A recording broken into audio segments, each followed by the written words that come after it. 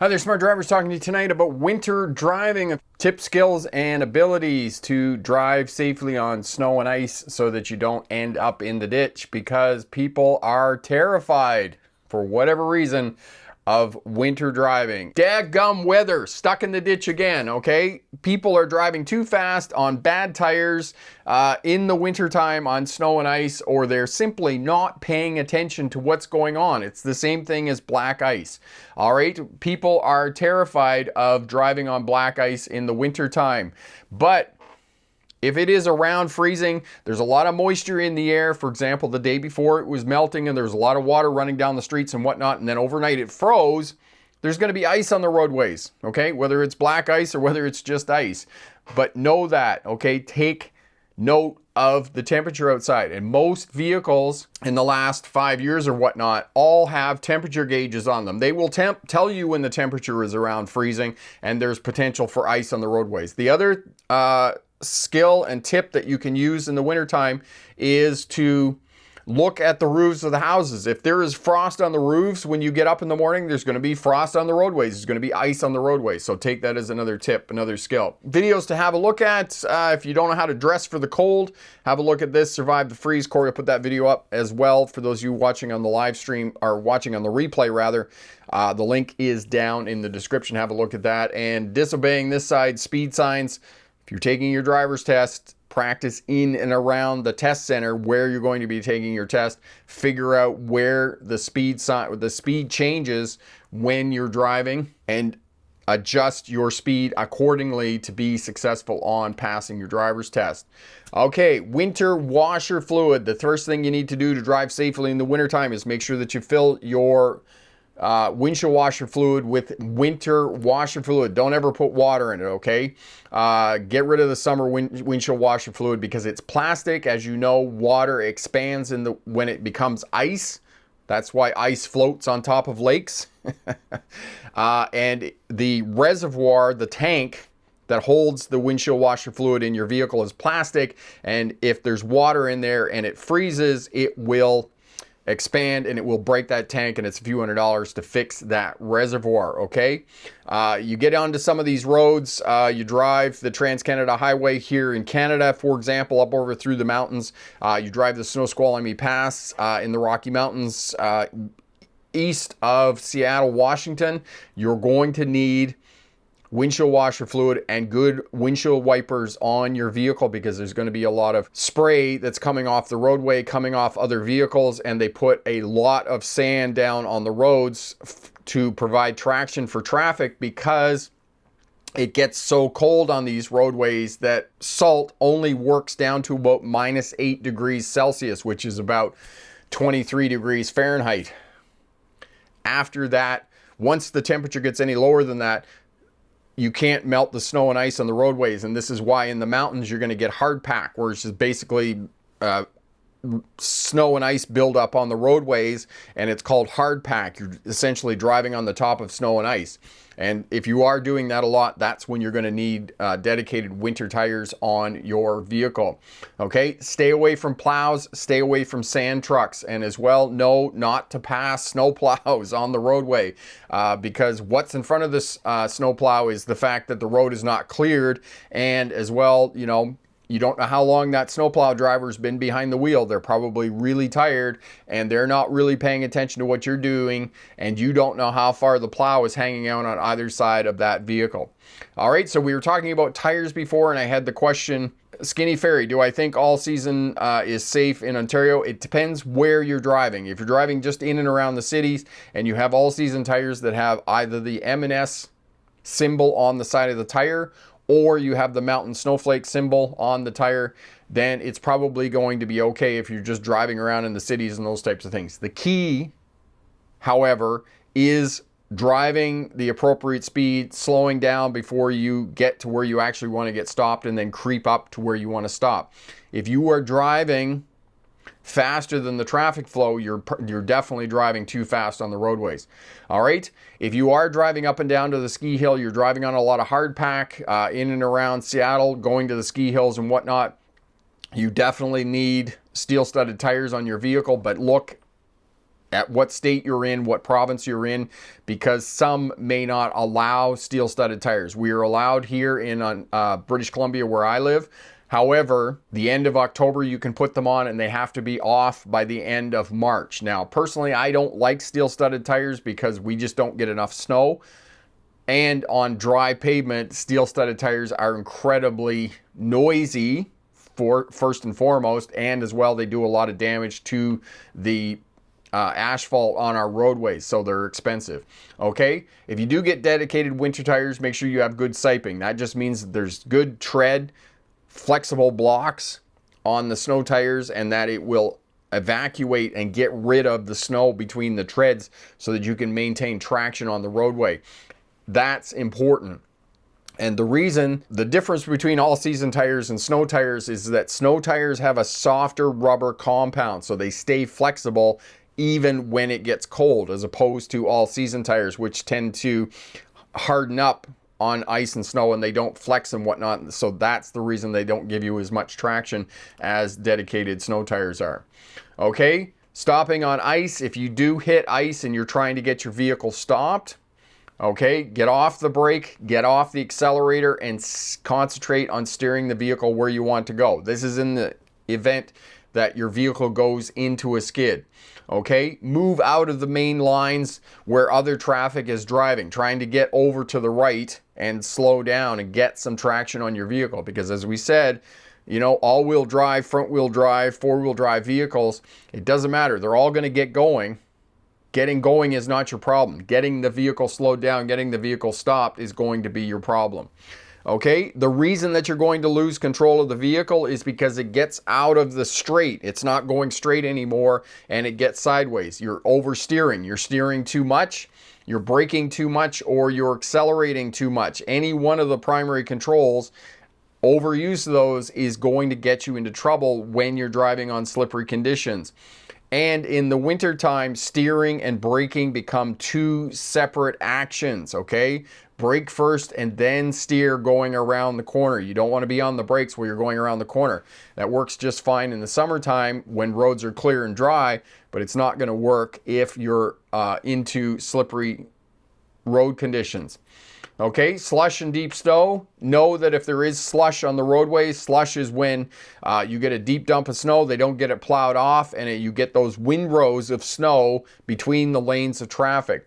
And if you change lanes across that windrow of deep, slushy, wet snow, know that it's going to push you around. So make sure you have a good hold on the steering wheel and you do it nice and gently going from one lane to the other.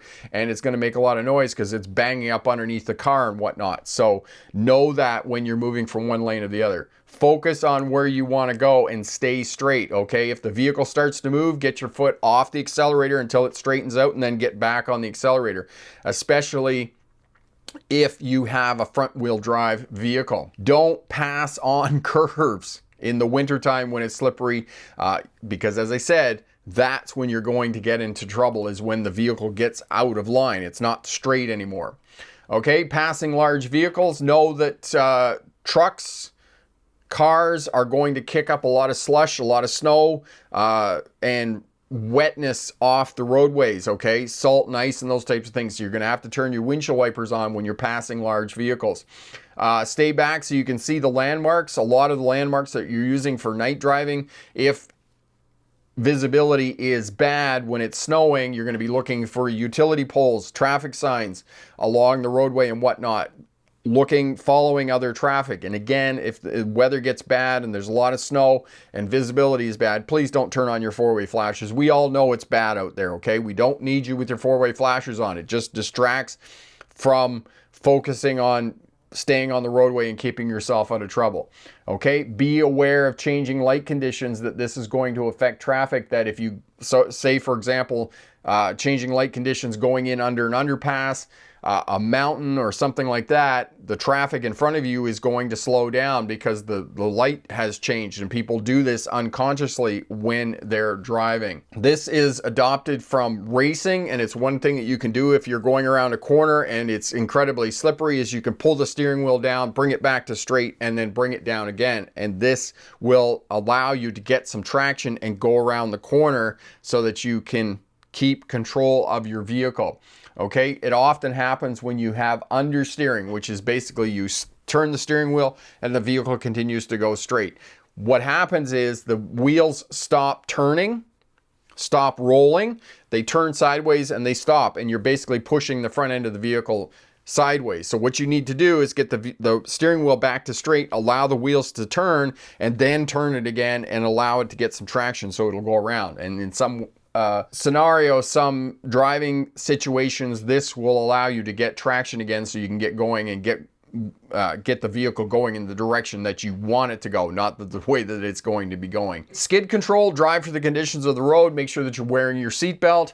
Okay, chop steering. If the chop steering isn't working, get off the brake, get off the throttle, and focus on where you want to go. Now, I know that some of the tips and techniques that I've been reading of late are steer gently in the direction that you want to go. Yes, that works fine in a happy, ideal world. But the reality is that oftentimes if you lose control of your vehicle and it starts to skid, there's nothing you're going to be able to do to bring it back, and you're going to have to steer like a crazy person, and you're going to have to do all the praying that you can that it's going to come back to straight and start going where you want it to go. And as well, I put up the question all the time on the community tab. If you start to lose, if your vehicle goes into a skid, what do? Right? Steer in the direction you want to go. And inevitably people come back to me and say, steer in the direction of the skid. What does that even mean?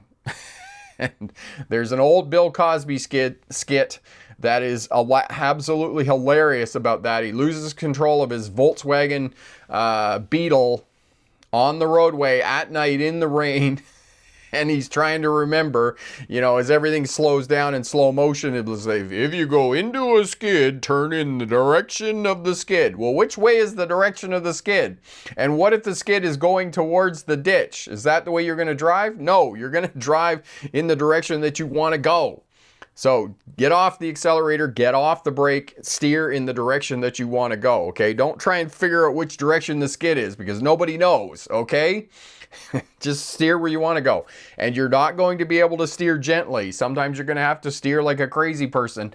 And as I said, you need to make sure that you have your seatbelt on, because if you're not in the driver's seat, you can't steer the vehicle, right? So that's the other piece about wearing your seatbelt. It's not the fact that it protects you in the event of a crash. It also keeps you in the driver's seat, all right? So all that. And get out of the ruts. If you're losing traction, get out of the ruts where everybody else is driving and get over into the snow off to the edge of the roadway and try and find some traction. Skid recovery, steer in the direction you want to go. Get off the accelerator, get off the throttle, and get off the brake. Okay, steer the direction in the vehicle that you want. Wear your seatbelt, and if a crash is imminent, okay, aim for something soft. Don't head for a rock. Don't head for a tree, because they don't move, okay? Head for a ditch, head for a fence, a shrub, or something like that. And try and get your speed down as much as possible before impact, all right? That's going to increase your chances of survival. Okay, steer like a mad person. Don't give up. Aim for something small. Conclusion, okay, drive to the conditions of the roadway. And if you are not comfortable with driving in ice and snow, but you have to go somewhere, call a cab. Call somebody else to come and get you. I know that we just do not have that mentality in North America, but that's what you need to do to keep yourself safe. Yes, all-season tires will do fine if you're just driving around the city in the wintertime and those types of things. But if you're driving up to the ski hill, driving on hard pack, other places where there's going to be snow, then you definitely want some dedicated winter tires on your vehicle. If your state or province allows it, steel-studded tires, okay? Skid control, okay? First and foremost, oversteering, too much braking, too much acceleration. All this is going to cause you to lose control of your vehicle. I don't know whether the video's here on the channel or somewhere, but there's a skid video of me losing control of the buggy a couple of years ago, and that's what happened. I was going down the highway. I was going just a little bit too fast, and I went around a corner, and as soon as the buggy went out of line, as soon as it wasn't straight anymore, it went like this, and as soon as it went like that, I was like, yep, it's going around. So you got to keep it straight. Otherwise, as soon as you get into curves, corners, and turns, that's when you potentially could lose control of your vehicle. If a crash is imminent in the wintertime on ice and snow, try and aim for something that's not hard like a tree, another car, a rock, all right? Aim for something that's going to give, a fence, a shrub. Get your speed down as much as you can before impact to keep yourself safe. All right, good luck on your driver's test. And remember, pick the best answer, not necessarily the right answer. When I asked the question about whether people are upset about driving on snow and ice in the wintertime, you would think that it is a blizzard and snow is 4 feet of snow every day from the end of October until the beginning of March. When in fact, it's not like that very much at all in the wintertime. Most of the time the roads are clear, it's overcast, and if there is snow, it's usually just residual snow. And the general rule that I'm going to give you for driving in the wintertime is if you're driving faster than the traffic flow when there's snow and ice or it's snowing, then you're probably driving too fast, okay? Most of the time, all right? If you don't get a great deal of snow, you're not traveling outside of the cities, the main areas, you're just driving in and around town and those types of things, and you don't want to invest in a set of winter tires because I know they're expensive. They can be anywhere from $1,000 to $2,000 for a set of winter tires. So for most people, it's outside of your price range. And the reality is only about 25% of people actually mount winter tires on their vehicle during the season. Most people don't, because most of the all-season tires are going to do you just fine. And as I said, I have driven around all winter with all-season tires on my vehicle. The key is don't drive too fast, brake early, keep plenty of space in front of your vehicle, and that way you're going to make it through the winter time without safe. Now, am I advocating not putting winter tires on your vehicle? No, that's not what I'm saying at all. What I'm saying is the reality is most people can't afford it. The reality is most people do not put dedicated winter tires on their vehicle. All right, 75% approximately people do not put snow tires on their vehicles. So if you don't do it, there are ways that you can drive that you're going to be just fine on the roadways. They're not going to work as well on ice, or they're not going to work as well if you're driving up and down to the snow hill every day, or you're driving on hard pack. Then yes, definitely dedicated winter tires or steel studded tires. But if you listen to all of the rhetoric, the Winter Safety Alliance here in BC, it's, dedicated winter tires when it's less than 7 degrees outside, or when it's, 40 degrees Fahrenheit. That's craziness. I don't put snow tires on my vehicle until it actually snows in the wintertime. I still have the all seasons running around on them. Of course, the buggy hasn't been going too far of late because for the last month we've had engine problems. So it went in today. Actually, it's getting a new engine. So we'll see how that goes. Status world, make sure you have insurance in the event you get into an accident. Don't do what I did from Paul. Yes, make sure you have insurance on your vehicle. That's always a good idea because, as you know, in the United States of America, it is a litigious society, which means that, excuse me, they sue you. There's the crash, and you can be charged under the Highway Traffic Act as a misdemeanor, and then after that, the personal injury lawyers come after you and they sue you for wrongful death or wrongful injury, pain and suffering, those types of things. And those amounts of money can be in the hundreds of thousands, millions of dollars. So for, the amount of money that costs you for insurance, it's well worth it, because especially for younger drivers under age 25, the chances of you getting involved in a crash are much, much higher. So make sure that you have insurance on your vehicle. I know that it's incredibly expensive. And this is the reason that you're not putting winter tires on your vehicle, because of the cost of insurance. I know for some young people, new drivers who are getting their license, they're looking at $2,500 a year, $3,000 a year for insurance, vehicle insurance, and that's just an exorbitant amount of money. I grumble and complain because I got to pay $1,000 a year for basic coverage for the buggy, my 1998 Honda CR-V, which is a 26-year-old vehicle. They're never going to fix it. They're never going to replace it. So I complain about it, but I know that what some of you are paying for insurance. And the other thing is, think about that when you're speeding, when you're doing something dangerous and you get a ticket from police, because those tickets affect your insurance. If you get 2 or 3 speeding tickets, your insurance, you can be guaranteed that your insurance premium is going to escalate. It is going to increase and cost you a lot more money for your insurance. So ice and snow, that's what we're talking about tonight. Brake early, creep up to where you actually want to stop at the intersection. Now, just going back to what I was saying before about winter time, most of the time it's not snow covered, and most of the time the roads are clear, they're well sanded, they're well maintained. The first piece of information I will give you about winter driving, snow and ice, the main roads are almost always clear, okay? If you're on the secondary roads and suburban areas and those types of things, and you might encounter some snow and ice, but the highways, the main roads through town and whatnot are going to be well plowed, well maintained, well salted, those types of things. If there is a lot of snow, there is hard packed, the roads are snow covered, slow down. Slow down back from where you want to stop at the intersection and then creep up, okay? It's winter driving. Okay, make sure that you get stopped where you want to stop. There's a couple of videos here, winter driving videos, where I got in a hurry, was driving way too fast for conditions, got to the intersection, hit the brakes, and it's sheer ice. Okay, if you find that happens and it's slippery and you can't get traction with your vehicle, then move off to the outside of the lane to try and get some traction. Oftentimes, if you get into the snow on the edge of the roadway and whatnot, you'll find that you'll get some traction in there and you'll be able to get your vehicle stopped. Easy in the wintertime to get it going. We can almost always get our vehicle going and rolling in the wintertime. It's getting it stopped. That's what's going to get you into trouble in the wintertime, okay? Braking, slowing down. Jose says that he has his road test here in a couple of weeks, so pretty excited about that.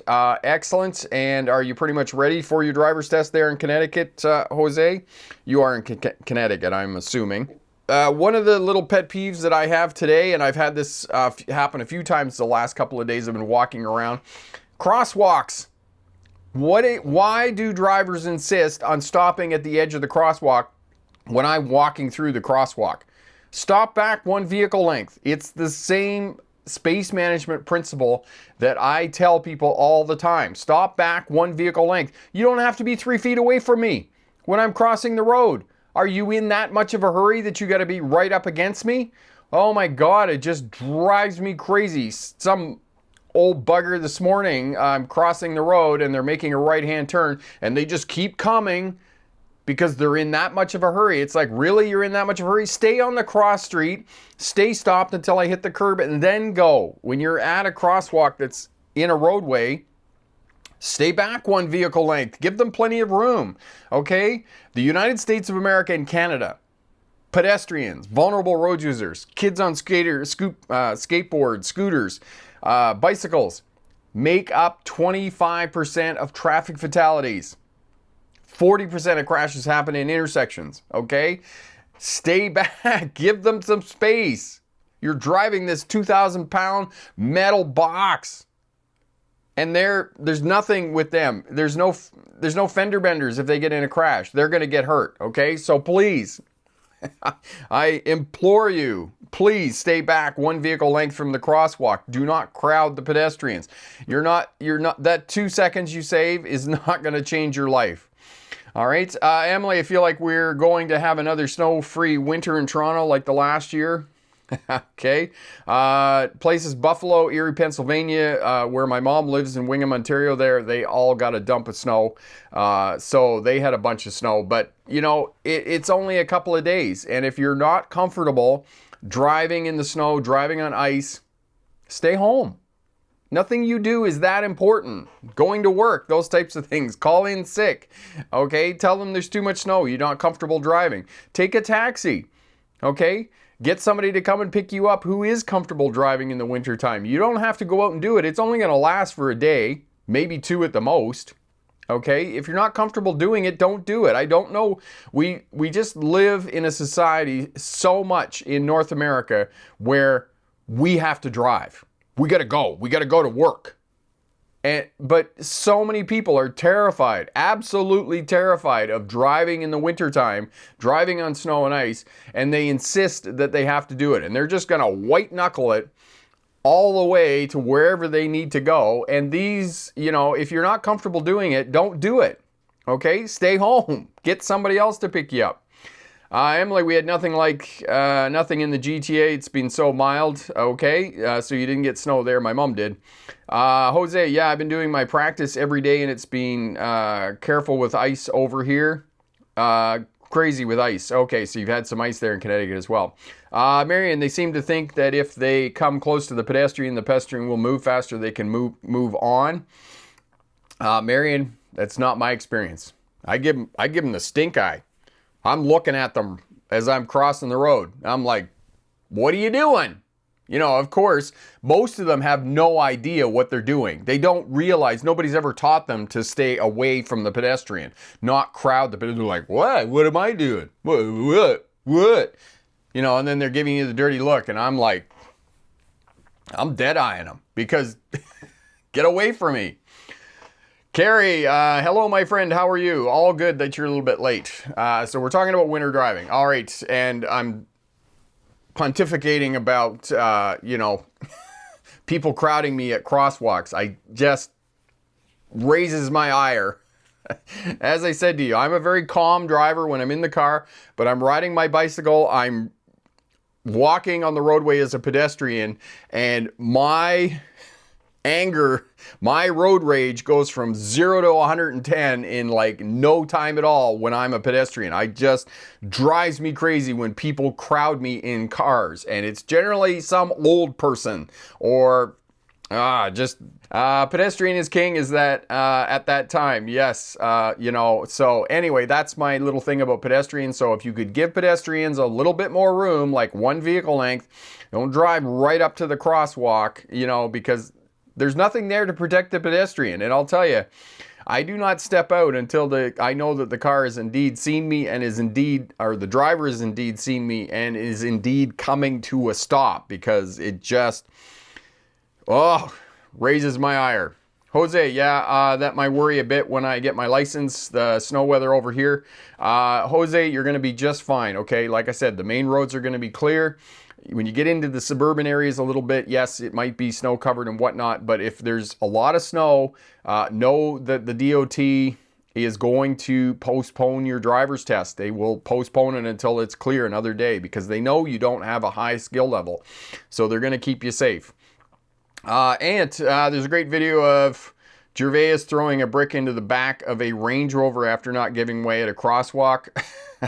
Yeah, there's all kinds of people, pedestrians, cyclists, all kinds of road rage videos around on the internet now when other cars do not give way at pedestrian crosswalks and those types of things, or they're simply crowding you. And again, as I say, and there was a comment from a smart driver the other day on the community tab about teaching his kids this, okay, do not step out in front of traffic, you know, to boldly go where no man has gone before and thinking that traffic is going to stop for you, because traffic is not going to stop for you. And as the pedestrian, there are no fender benders. Okay, if you get hit, you're going to lose. It's not like on television where you fly up onto the roof of the car and hit the windshield and the windshield breaks and you get up and go, oh, you know, that's good. I'm golden. You know, I just got hit by a car and went through the windshield, but you know, we're good. It doesn't happen like that. Okay. First of all, what happens is when a car hits you, generally most trucks are right at your hip. So it shatters your hip bone. It turns you up in the air. You come down on the hood of the car, generally on your head, hit the windshield, and then you are thrown off the car as the driver brakes. And you generally go down into the pavement on your head. And the crash that I just worked on with the 16-year-old that hit the pedestrian in the crosswalk, the pedestrian was thrown 100 feet on their head and sustained severe head trauma, and that was what unfortunately led to their death. So if you think that it's like it is on television, in Hollywood movies, where, you know, WikiHow can show you how to get hit by a car and you sustain no injuries, that is bunk. Complete and utter bunk. If you get hit by a car, even at a very low speed, you are going to sustain serious damage, and you're probably never going to walk right again. You will probably never ever walk without a limp. So as a pedestrian, as a cyclist, be super careful and do not trust drivers of cars, because I don't know where some of them got their license or where their brain is, because it's not on focusing on the driving task. Emily, I have someone charge into a parking spot in Loblaws today. I think he thought it was parking there. He literally charged the spot, came out of nowhere. So dangerous. Yeah, and people, driving crazy around parking lots. Why would you even be doing that? Children and pedestrians all over the place. Evan, even if everyone on the road was capable of driving without skidding and avoiding crashes, it's a good idea to stay home when possible so the snowplows have at least less vehicles to worry about. Yes, absolutely. If it's snowing and those types of things and you don't need to be out, don't be out. Okay, just stay home. It's only one day. It's the same thing, and Marion will know what I'm talking about here in terms of, Seattle, Washington, or Vancouver, British Columbia. They get snow one day of the year, and it's right around freezing. It's incredibly slippery. Nobody knows how to drive in the snow who lives in Vancouver or lives in Seattle, Washington. And they all are out driving around. And then last year, the media is putting forth the crazy story that transit buses should have snow tires on them. Snow tires will not do anything in that kind of snow. Wet, greasy, once a year snow. Snow tires will make zero difference, okay? Because it is just snow that is not designed to be driven on. And I can remember the first time that I experienced this. I was living on Vancouver Island when we lived in Sydney, and the snow comes down. It's right around the freezing point, and it's full of water. It's super lubricated, and it's just treacherous. And they should, like Vancouver gets snow, they should just shut the city down for one day. Everybody stay home.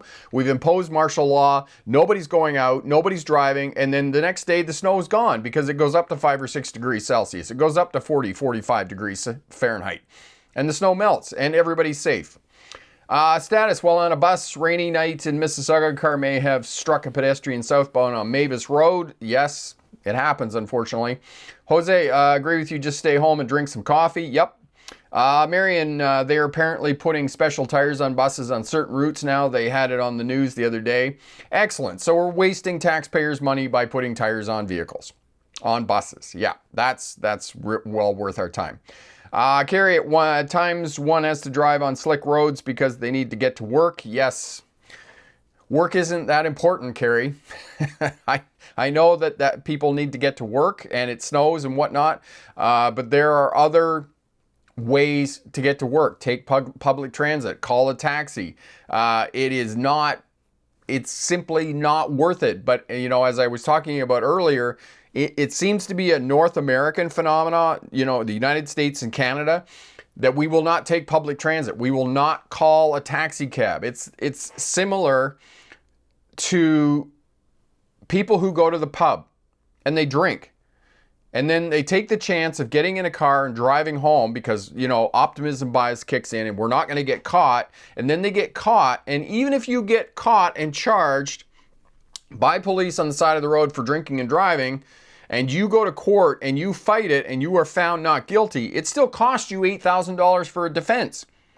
That makes a $70, $150 Uber or taxi cab ride seem pretty inexpensive in comparison to $8,000. It's the same thing as driving to work on a day where it's slippery, it's snowy, and you do not have the skills necessary to be able to meet that challenge. And you end up in the ditch and you smash your car up and you don't have your car for a couple of weeks and your insurance goes up because you made a claim on your insurance and you have to get it fixed. It makes a $50 taxi cab ride seem, an Uber seem pretty inexpensive. But it's just the way that we think as North Americans that we will not do this. I pontificate. Marion, I'm scared that I start skidding, that the car will then roll. My biggest fear. Marion, really unlikely that it's going to roll over. Okay, there are very few rollovers with cars and whatnot. So know that it's not going to roll over. You got to work pretty hard to make a car roll over, and you got to be going really, really fast to make it do that. So, it's not likely it's going to roll over. And if it does roll over, it's probably just going to roll up on the side. It's not going to roll like you know, 3 or 4 times like in a James Bond movie, you know, Casino Royale, where they got it to roll like 12 times. That doesn't happen, okay? They spent a lot of time and a lot of effort to make that vehicle roll that many times in Casino Royale. And not only that, they wrecked a Maserati, which made me almost cry because it's, you know, it's the car that I want, is a Maserati. Jose, any tips on how to calm your anxiety before the road test? Yes, Jose. Breathe in through the nose, out through the mouth. Hold for 3 seconds. So,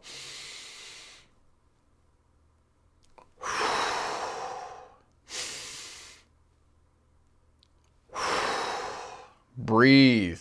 Okay, breathe. That will help your body to relax. That will cause your body to relax. It gets rid of all the bad and negative energy out, all the good stuff in. And remember the mantra, okay? I can do this. The 4 most powerful words in the English language. I can do this, and you will pass your driver's test. You're going to be just fine, okay? A little bit of nerves, a little bit of fear for your driver's test is actually a good thing, okay? It's not a bad thing. It is actually a good thing because it will, you know, keep you sharp. So know that it's not terrible. Excellent. Skinny Fairy, what do you do with people who follow your car closely, winter or summertime? Skinny Fairy, just increase your following distance in front. Okay, don't do anything aggressive when you're driving, when people are tailgating. So know that, and you know, they want to go faster than you anyway, so they're not going to tailgate you for very long. Okay, they're going to be back there, and then they're going to figure out how to get around. If there's a place that you can pull over on the side of the road to let them pass, that's another thing you can do to keep yourself safe. David, if you're going the proper speed for conditions, skids should be easily avoided entirely. Yes, indeed. Okay, only when you're going too fast. Okay. Don, hello to your husband. Thank you for that. Being in one accident his whole driving life and it was someone else's fault. Yes, but we want to try to be proactive, and we want to avoid other goofy people, right?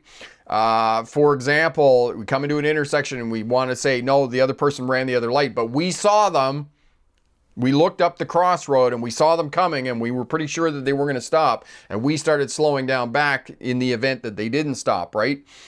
So yeah, and this is where the defensive driving ideology is going. And when I say ideology, is the way that we're thinking about defensive driving. And you know, 30 years ago, 40 years ago, defensive driving was about being reactive and reacting in an emergency situation, that we put on the brakes fast enough that we avoided the crash, or, you know, we swerved in time to avoid the crash.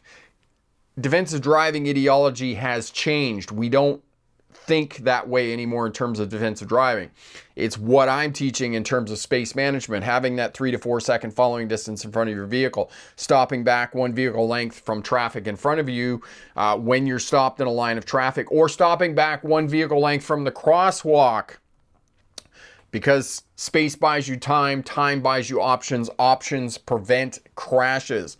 So we're looking down the road, we're looking at the traffic patterns, we're interpreting the actions of individual road users, and we're responding accordingly to what's going on in the traffic environment. And if we're doing it correctly, our drive is boring. If you have a boring drive, you're a good driver, because it should not be filled with all kinds of excitement and near misses. Okay, if that's going on when you're driving, you're not doing it right. You're driving too fast, you're following too close, and you're being aggressive. All right, you can still drive fast, because I drive fast, but I never, ever compromise that space in front of my vehicle. So always, always have that space. D, have you noticed more people using high beams in the city? I can't say that I have seen more people using high beams in the city. Most people are pretty good. So no, I can't say I have. Maybe other smart drivers have, for sure. Carrie, what is the best way to learn to be a better driver when the roads are slick? Carrie, the best way to learn how to do that and figure out what's going to happen with your vehicle is go to a parking lot somewhere and do some donuts. And that will show you, you know, and do some aggressive braking, get the vehicle out of line and then a brake. And Corey will put up the video for you on how to learn how to drive in the snow. And that's exactly what I did. I went down and did a video on driving around a parking lot and experiencing understeer, experiencing oversteer, and those types of things. And all of that will teach you how the car will react on slippery surfaces and whatnot. Rena, are there cars bad for learning to drive? I'm learning with a Toyota Yaris and I find it hard to control the gas pedal.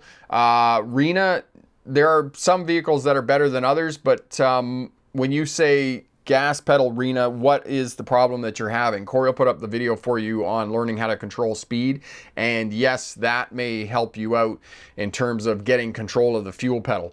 I mean, it might be just, you know, learning fine motor control with your foot and those types of things. It may not be the vehicle itself. Okay, Jose, almost every day I go to the testing site to practice. Is it too much or should I do it once or twice a week? Jose, no, if you're going to the test center, that's great. And make sure that you're driving in and around the test center where you're going to be taking the test, to figure out where the school zones are, figure out where the merges are, where you got a bottleneck and 2 lanes go to 1 lane, if that's in and around the test center, if you got a church or you got a crosswalk, those types of things. The more practice that you can get in and around the test center where you're going to be taking your test, the better prepared you are going to be for your driver's test, right? The other tip that I'll give you is that practice in and around the test center at the time you're going to be taking your test to simulate the type of traffic that you're going to be dealing with on test day. For example, if your test is on a Thursday at 10 o'clock, make sure you're practicing during the week around 10 o'clock. Now, you can't go into the test center during business hours, but you can drive in and around the test center at that time of the day, okay? So know that. And that's just a professional courtesy for the driving examiners who are working during the day. Don't go into the test center during the daytime, during normal business hours, okay? Just have professional courtesy, respect what they're doing.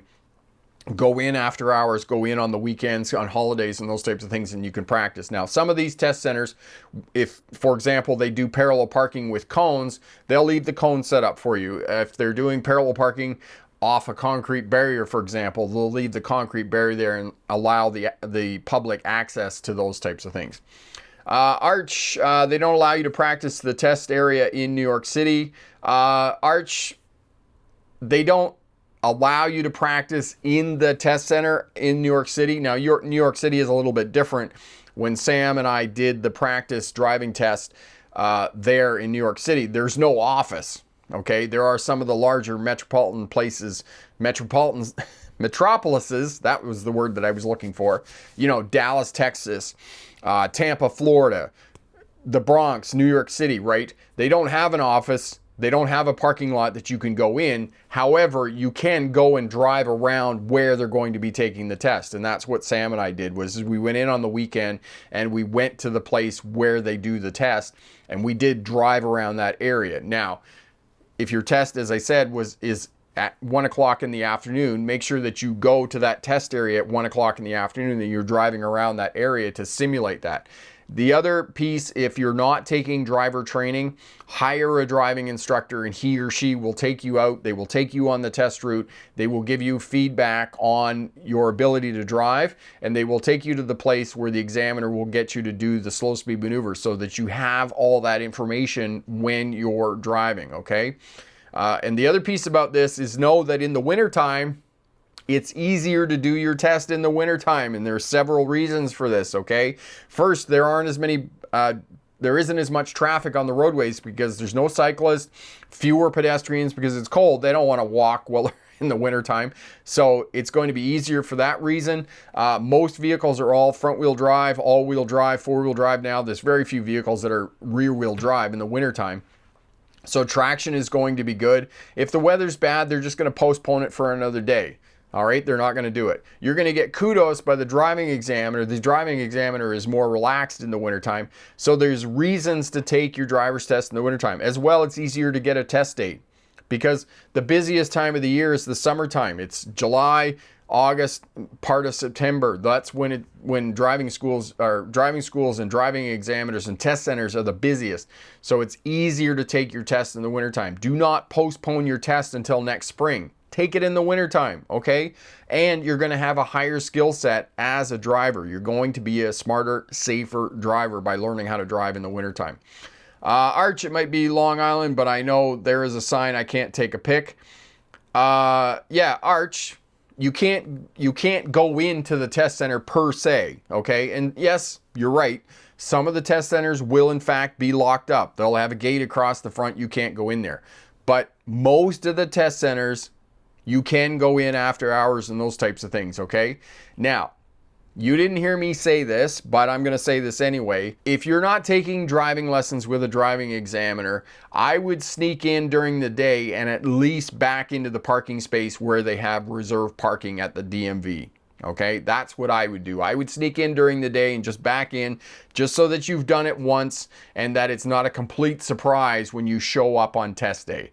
Okay, so if they're not allowing you to go into the test center and they have it blocked off after hours or on holidays and weekends and those types of things, and you can't go in there, that's what I would do. I would sneak in during office when the DMV is open, and I would at least park once so that it's not a complete surprise on test day. That's what I would suggest.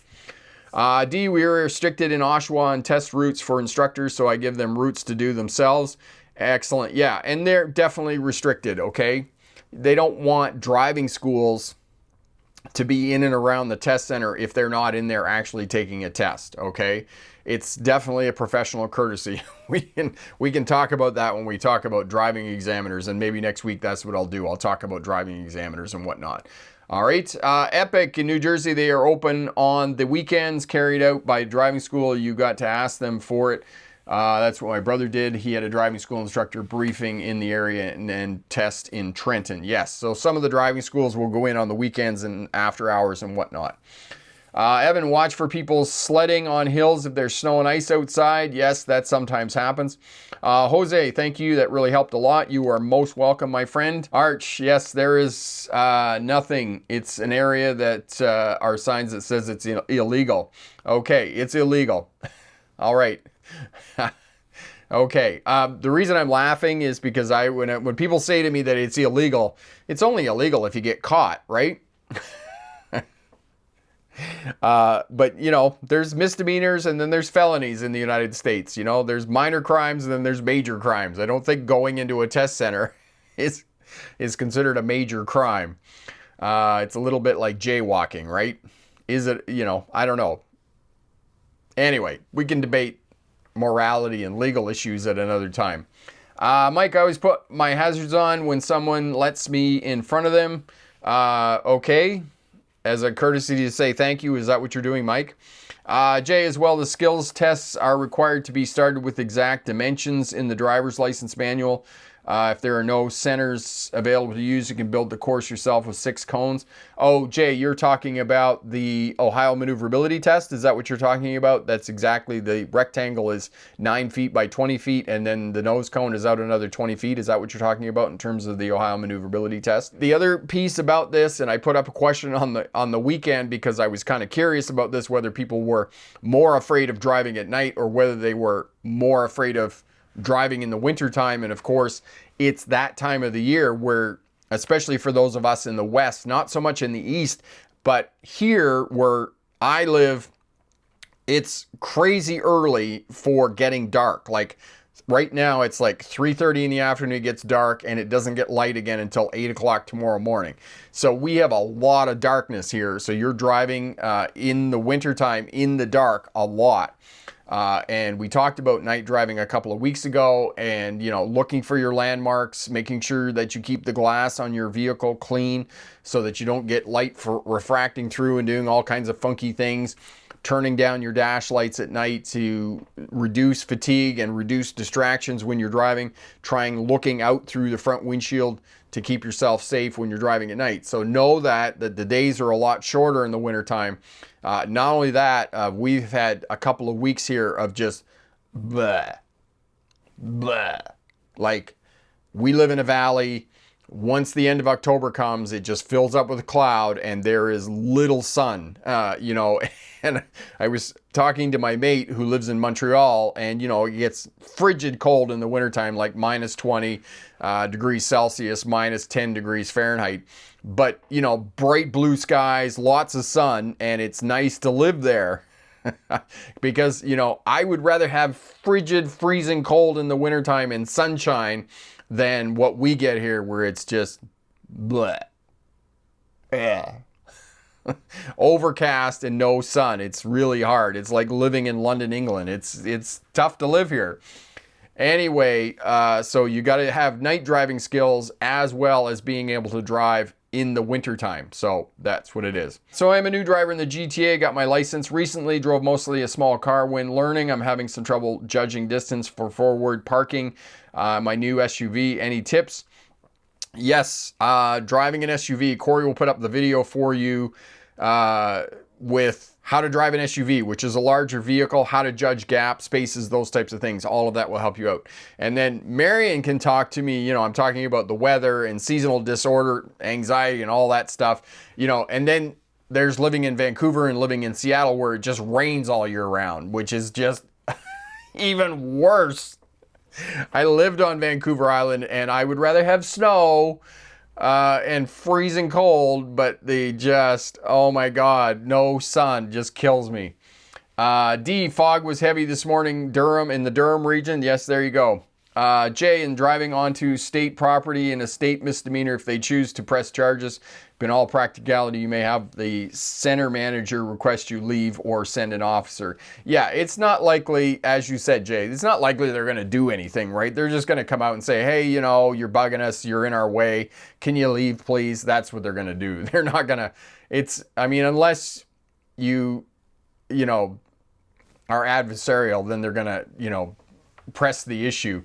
And, I was at jiu-jitsu on yesterday with Phil, who's a police officer, and he was telling me this story about a real estate lawyer. And, you know, it's that time of year in Canada where we have all the drink driving and roadside stops up, and they were doing a stop here outside of town, and this lawyer comes along, and of course, many people get American law mixed up with Canadian law, and this person started challenging the police and said that they did not have probable cause to pull him over and give him a breathalyzer. And Canadian law works differently than American law. There is no recourse. You cannot, the police do not have to have probable cause to give you a breathalyzer in Canada. They can just say, here, blow into this, and you are legally required to blow in it. Anyway, the real estate lawyer got adversarial with the police officers. Well, these were your normal, really big police officers. One of them is 6'5" and weighs 270 pounds, and the other one is well above 200 pounds. And they pulled this guy out of the car, they got a hold of him, and he resisted. And the whole thing went sideways, and he ended up eating the pavement with the two of these police officers, you know, somewhere north of 500 pounds, landing on top of him as he got arrested because he was being adversarial with the police and refusing to take a breathalyzer in a roadside stop, which are all over the place here in Canada right now because it's the national, you know, that time of year when we have roadside testing. So, as I've talked to you before in terms of police officers, yes ma'am, no ma'am, yes sir, no sir, answering their questions and doing what they say, because if you decide that it's your constitutional right to do whatever you want, it could be bad for you. It could end badly, as this. Jay, am I a winter operator for the highway department? Please give us sand trucks room, especially behind us. We don't want to fling sand at you, but we don't want you to come back. Jay, yes, exactly what you're just saying. And, you know, I don't know, it was 5 or 6 years ago. I was going through Kamloops, going into Kamloops, running west to Vancouver. I got 2 stone chips off a sand truck because, I don't know, they must be like baseballs or something, the size of the rocks that were coming off the back of the sand truck. 2 of them on the windshield, and then going out, the other side of Kamloops, 2 more stone chips on the windshield. So it was like 4 in a matter of 15 minutes. It was just annoying. So I hear you. We get a lot of black ice. Yes. Lots of ice on the roadways. Epic. Good night, Rick. And in the wintertime, make sure you have an emergency kit complete with winterized washer fluid. Yes, indeed. If you are traveling outside of cities and urban areas and those types of things, fit your vehicle with a survival kit. If you're not doing maintenance and you have a battery that's in question, make sure you have booster cables in your vehicle as well. And do stock your vehicle if you're driving up to the ski hill or driving into areas where you're not going to have cell phone reception and whatnot. Make sure you have that winter survival kit in your vehicle.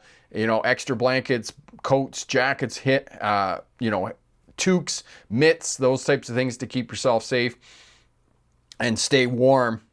Because, you know, it happens every now and again. And as well, make sure that you have a charging cable for your cell phone. And as I've said before, in terms of safety, in terms of distraction, make sure you have a holder for your phone in the vehicles, you know, especially if you're using the nav off your phone and whatnot, the navigation. So all of that will keep you safe in the wintertime. So drive to the conditions of the roadway in the wintertime. As I said, as a general rule, if you're driving faster than the traffic flow, you're probably driving too fast. When you're going to get into trouble, too much brake, too much acceleration, too much steering on the steering wheel, and you know, keep the vehicle straight. When it goes out of line, that's when you're going to get into trouble on snow and ice. And if the conditions of the road are just beyond your capabilities, stay at home.